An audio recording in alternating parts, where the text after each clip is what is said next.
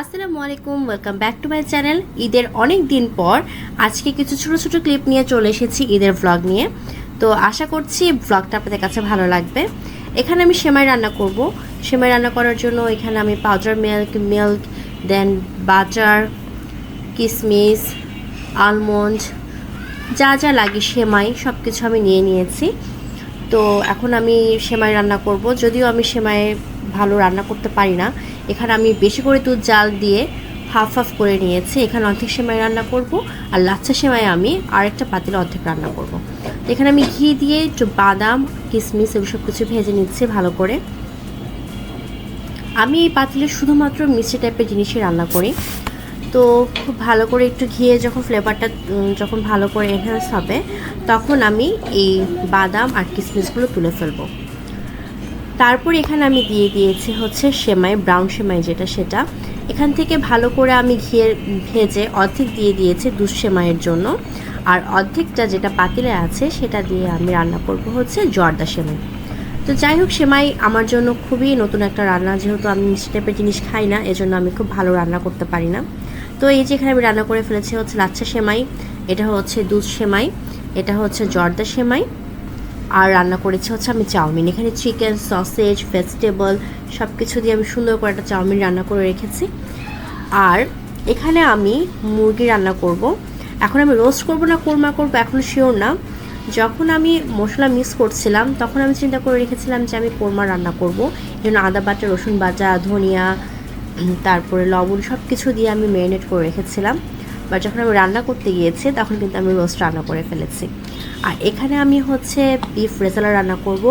কাচ্চি সাইজের যে বিফের টুকরাগুলো সেগুলি দিয়েই আমি রান্না করছি। এখানে আমি অল্প একটু হলুদ গুঁড়া, জিরা গুঁড়া, ধনিয়া গুঁড়া, মরিচের গুঁড়া, আদা বাটা, রসুন বাটা আর একটু টক দই দিয়ে আমি ভালো করে ম্যারিনেট করে এটাকেও আমি নর্মাল ফ্রিজে রেখে দেবো, যেন ঈদের দিন সকালবেলায় আমার রান্না করাটা খুব ইজি হয়ে যায়। তো এই ছিল হচ্ছে আমার ঈদের আগের দিনের প্রিপারেশন। আর ঈদের দিন সকালে উঠে এখানে আমি রোস্ট রান্না করছি। প্রথমে হচ্ছে আমি চিকেনগুলো আমি ভেজে তুলে নিয়েছি, আর এখানে অল্প একটু তেল দিয়ে আমি রোস্টের মশলাটা আমি কষাচ্ছিলাম। আর এখানে আমি বিফ রান্না করব, এজন্য এখানে বিফের জন্য পেঁয়াজ আমি তেলের মধ্যে ভেজে নিচ্ছি। আর এই যে হচ্ছে চিকেনটা, যেটাকে আমি একটু ভেজে রেখেছি। এটা দেশি মুরগি দেখে আমি খুব অল্প একটু ভেজেছি, খুব বেশি একটা ভাজিনি। আর এখানে আমি সরিষা ইলিশ রান্না করবো দেখে এখানে সরিষা তেলের মধ্যে একটু ভেজে নিচ্ছি ইলিশ মাছগুলোকে। আর এই যে কোরমার প্রসেসিংটা চলছে, রেজালার প্রসেসিংটা চলছে, বিফ রেজালার। এখন অনেক সময় বাকি। আমি একটু ফ্লেভারটা ভালো হওয়ার জন্য কিছু পেঁয়াজ বেরেস্তা দিয়ে দিচ্ছি। আর এখানে আমি চিংড়ি মাছ ভালো করে ধুয়ে লবণ, হলুদ আর একটু মরিচের গুঁড়ো দিয়ে ভালো করে ঢেকে নিচ্ছি। আমার চিংড়ি মাছ রান্না বেশি একটা ভালো হয় না, বাট এই চিংড়ি মাছ রান্না খুবই ভালো হয়েছিল। রুসুই নামে একটা চ্যানেল থেকে, ইউটিউব চ্যানেল থেকে আমি রান্নাটা শিখেছি। এখানে আমি পেঁয়াজ ভালো করে একটু ভেজে নিয়েছি, তারপর একটু পেঁয়াজ বাটা, আদা বাটা, রসুন বাটা ভালো করে আমি নেড়ে চেড়ে নিচ্ছি। অনেক সময় নিয়ে এটাকে আমি কষিয়েছিলাম। তারপর অ্যাজ ইউজুয়াল অন্যান্য সবগুলো গুঁড়ো মশলা দিয়ে একটু টমেটো দিয়ে তারপরে আমি চিংড়ি মাছটা ভুনো করব। আর আমার বিফটা হতে কেন যেন এত সময় লাগছিল। এখানে আমি বাদাম বাটা, তারপরে গুঁড়ো দুধ, কাঁচা মরিচ, একটু ফ্লেভারফুল একটু গরম মশলা, যেখানে জয়ফল, জয়ত্রী সব কিছু আছে, এরকম সব কিছু দিয়ে আমি এটাকে রান্না করছি। আর আমি এখানে দুধ দিয়েছিলাম, দুধও দিয়ে এটাকে আমি রান্না করেছি। কিন্তু আসলে অনেক বড় বড় পিস হওয়াতে কেন যেন রান্না হতে এত বেশি সময় নিচ্ছিল বিফটা। আর এই যে এখানে আমার চিংড়ি মাছের রান্নার প্রিপারেশন এখনও চলছে। অনেক সময় নিয়ে এটাকে আমি কষিয়েছি। আর এখানে আমি রোস্ট রান্না করছি। রোস্ট রান্না মোটামুটি শেষ। এখন আমি কাঁচামরিচ, গুঁড়ো দুধ, তারপরে পেঁয়াজ বেরেস্তা, একটু মাওয়া, একটু কেওড়া জল দিয়ে এটাকে এখন আমি দমে দিয়ে দিব। আর এখানে আমি রান্না করব হচ্ছে সরিষা ইলিশ।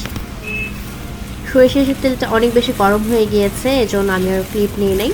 আমি ওইখানে স্টপ করে তাড়াতাড়ি করে মাছ রান্নায় চলে গিয়েছি। আর এখানে আমি পোলাও রান্না করছি। অলরেডি আমি রাইস কুকারে এক পাতিল পোলাও রান্না করে রেখে দিয়েছি। আর এটা এখন রান্না করে আমরা গরম গরম খাবো। ওই যে পোলাওটা আমি ওয়ার্মে রেখেছি, যেন হুট করে গেস্ট আসলে আমি সাথে সাথে সার্ভ করতে পারি, এজন্য ওইটা আমি রাইস কুকারে ওয়ার্মে রেখে দিয়েছি। আর এই যেখানে আমি সরিষা ইলিশ রান্না করছি, আমি সরিষা ইলিশে অল্প একটু আদার রস দেই, রসুন বাটা সব কিছু দিয়ে আমি ইলিশ মাছটা রান্না করে ফেলেছি। আর জালি কাবাবটা আমি আগেই ডিপ ফ্রিজে রেখে দিয়েছিলাম আর ঈদের 2-3 দিন আগে করে। তো এতে সরিষা ইলিশ, চিকেন রোস্ট, এই রোস্টটা আসলে খুবই মজা হয়েছিল। দেশি মুরগি দিয়েও যে চিকেন রোস্টটা তো মজা হয় সেটা বলার না। এটা হচ্ছে বিফ রেজালা, সাদা ঝরঝরে পোলাও, এখানে আমি একটু গাজর কুচি আর মটরশুঁটি দিয়েছিলাম। জালি কাবাব এখন 4 জন খাবে, এই জন্য আমি 4টাই ভেজেছি, যখন আরও মানুষ খাবে তখন আবার ভেজে দিব। আর এটা হচ্ছে চিংড়ি মাছ।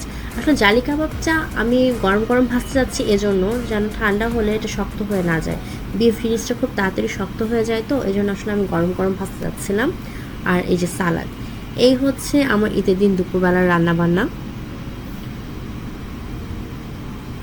খুব চটজলদি করে এই রান্নাবান্না করেছে। আসলে আগের দিন যদি একটু গুছিয়ে রাখা যায় তাহলে কিন্তু ঈদের দিন খুব ইজি হয়ে যায় রান্নাবান্না করা। আমি কিন্তু সেমাই টেমাই এগুলো কিন্তু সব কিছু আগের দিনই রান্না করে রেখেছিলাম, কারণ ঈদের দিন নিজেও রেডি হব না, সারাদিন খালি রান্নাঘরেই থাকবো, এজন্য এগুলি করা। পরে আমার মনে পড়েছে যে আমি ডিম সিদ্ধ করে রেখেছিলাম কিন্তু ডিমের কোরমা করা হয়নি, এজন্য 4 জনের খাবে, এজন্য চটজলদি আমি 4টা ডিম একটু তেলের মধ্যে ফ্রাই করে নিচ্ছি। ফ্রাই করে আমি এখন মুরগির উপরে দিয়ে দিব। আর আসলে কোরমাটা করা হয়নি, আমার ইচ্ছা ছিল হচ্ছে আমি এগ কোরমাটা করব, সেটা আর করতে পারি নাই। তো জাস্ট এগের মধ্যে চিকেনের মধ্যে এগগুলো এভাবে দিয়ে দিয়েছি। বাস এই ছিল হচ্ছে আমার ঈদের ভ্লগ। তো ঈদ মানে তো আসলে খাওয়া দাওয়া, এজন্যই আসলে চটজলদি করে এত আয়োজন। তো দোয়া করবেন, বেশি বেশি করে আমার ভ্লগ দেখবেন। সবাই ভালো থাকবেন, সুস্থ থাকবেন। আল্লাহ হাফেজ।